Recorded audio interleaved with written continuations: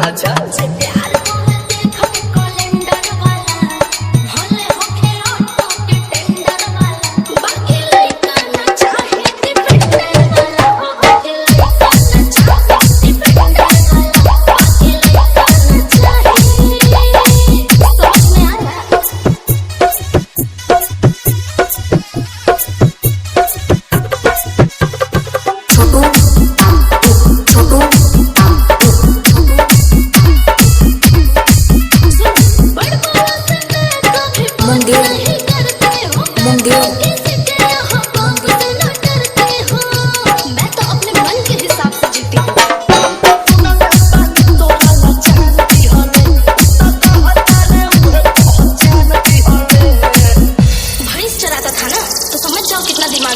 उनको छूने के लिए औकात चाहिए, औकात उतना बड़ा होना चाहिए कि आप उनको छू सके। लोमड़ी के हाथ जब अंगूर नहीं लगता है ना तो बोलता है कि अंगूर खट्टे हैं।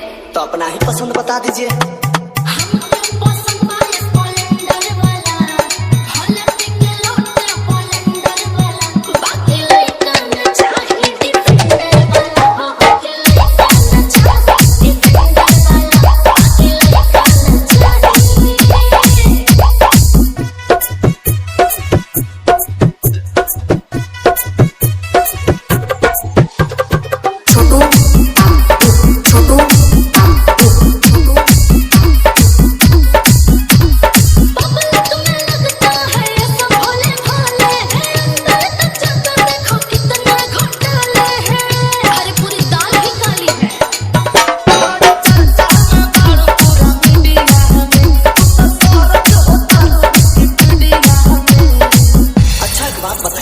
आप डिफेंडर से उतर के ऑटो में कहाँ बैठ गई थी? बहुत तकलीफ हो रहा है आपको।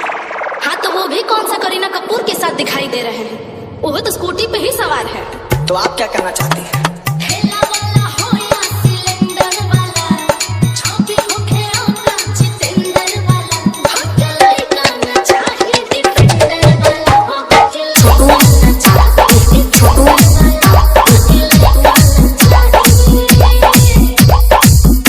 ऑटो पे चढ़ने की औकात नहीं थी और डिफेंडर की बात करते हैं।